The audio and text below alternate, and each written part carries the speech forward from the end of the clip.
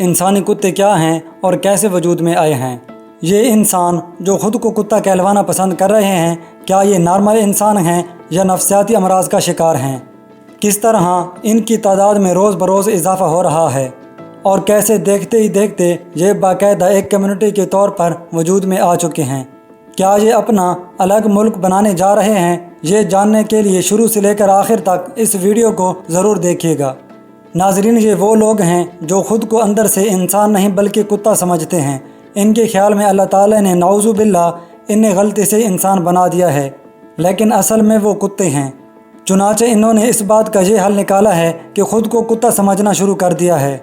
اتنا ہی نہیں بلکہ اپنے جسم کو مکمل طور پر ایک کتے جیسا بنانے کے لیے ڈاگ فیس ماسک اور باڈی سوٹ کا استعمال بھی شروع کر دیا ہے، اور اپنے انداز و اطوار ایک انسان سے بدل کر مکمل طور پر کتوں جیسے اپنا لیے۔ دوستو، اس حلیے کے ساتھ ساتھ ان ہیومن ڈاگ نے اپنی انسانی چال بھی بدل لی ہے اور کتوں کی طرح چلنا بھی شروع کر دیا ہے۔ یورپ میں آپ کو ہیومن ڈاگ بآسانی یہ جگہ جگہ دیکھنے کو ملیں گے، جسے ایک مرتبہ پھر شخصی آزادی کے نام پر قبول کر لیا گیا ہے، یعنی کہ حضرت انسان جسے اللہ تعالیٰ نے اشرف المخلوقات بنایا ہے، خود کو کتا سمجھنا چاہے تو اسے اس بات کا پورا حق ہے۔ قرآن نے ہمیں یہ بھی بتایا ہے کہ شیطان نے یہ دعویٰ کیا تھا کہ وہ لوگوں کو گمراہ کرے گا کہ وہ اپنی شکلیں تبدیل کریں، یعنی اللہ تعالیٰ کی پیدا کی ہوئی چیزوں کو تبدیل کریں۔ معزز دوستو، اب ان کی تعداد میں اتنا اضافہ ہو گیا ہے کہ یہ باقاعدہ ایک کمیونٹی کی شکل میں پروان چڑھ رہے ہیں، اور انہوں نے اپنے لیے جھنڈے بھی بنا لیے ہیں۔ ان کے جھنڈوں پر کتوں کی پسندیدہ خوراک یعنی ہڈیوں کی تصاویریں ہیں، جنہیں یہ اپنی کمیونٹی کی شناختی علامت قرار دیتے ہیں۔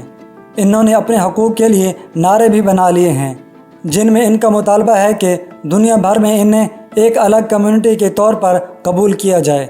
یہ جہاں بھی جائیں ان سے اصلی کتوں کی طرح پیش آیا جائے۔ پبلک ٹرانسپورٹ میں ان کے لیے الگ سیٹیں مخصوص کی جائیں جہاں یہ کتوں کی طرح بیٹھ سکیں، یعنی جس طرح مختلف پبلک پلیسز پر خواتین اور معذور افراد کے لیے سیٹیں مخصوص کر دی جاتی ہیں۔ ان ہیومن ڈاگ کا مطالبہ یہ ہے کہ انہیں بھی ایک الگ مخلوق تسلیم کرتے ہوئے باقاعدہ ڈیزائن کی ہوئی ڈاگز سیٹیں دی جائیں جہاں یہ کتوں کی طرح بیٹھ سکیں، کیونکہ انسانوں کی طرح بیٹھنے سے ان کی توہین ہوتی ہے۔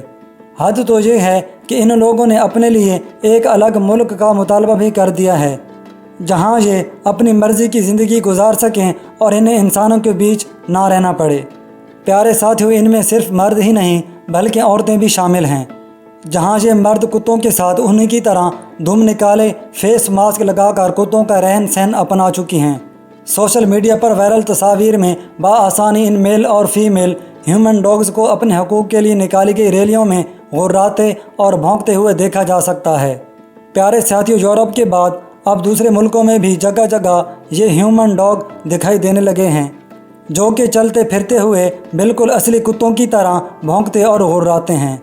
ویسے ہی دم ہلانا، زبان نکالنا، انہی کی طرح کھانا، بیٹھنا، لیٹنا، یہاں تک کہ ایک ٹانگ اٹھا کر پیشاب کرنا، اور اس کے بعد انسانیت کے گر جانے کی شاید کوئی حد باقی نہیں رہتی۔ جو لوگ یہ سمجھتے ہیں کہ یورپ نے بہت زیادہ ترقی کر لی ہے، ہم نے ترقی بہت کم کی ہے، مسلمانوں نے بہت کم ترقی کی ہے، ان لوگوں کو بتائیے کہ یہ وہی یورپ کے ترقی یافتہ لوگ ہیں جو کتے بنے ہوئے ہیں۔ اب جب یہ باقاعدہ کمیونٹی وجود میں آ چکی ہے تو یہ ہیومن ڈاگ بننے کا عمل بھی اتنا آسان نہیں رہا کہ جس کا دل چاہے اٹھ کر کہہ دے کہ وہ کتا ہے اور اسے کتا تسلیم کر لیا جائے، بلکہ اب اس سلسلے میں بڑے بڑے ٹریننگ سینٹر بھی کھل چکے ہیں جہاں باقاعدہ کتا بننے کی سخت ترین ٹریننگ دی جاتی ہے اور بھاری فیسیں ادا کر کے ہیومن ڈاگ بننے کا سرٹیفکیٹ حاصل کیا جاتا ہے۔ انہیں کتوں کی سی زندگی گزارنے کے لیے سخت ترین مراحل سے گزارا جاتا ہے اور ان کے اندر کے بچے کچے انسان کو مارنے کی پوری کوشش کی جاتی ہے، اور اب بات اس حد تک آن پہنچی ہے کہ انہیں پولیس میں بھی نوکریاں دی جا رہی ہیں جہاں یہ مجرم کو پکڑنے کے لیے پولیس کی مدد کریں گے۔ باقی آپ اس بارے میں کیا سوچتے ہیں؟ اپنی قیمتی رائے کا اظہار کمنٹس میں ضرور کیجیے۔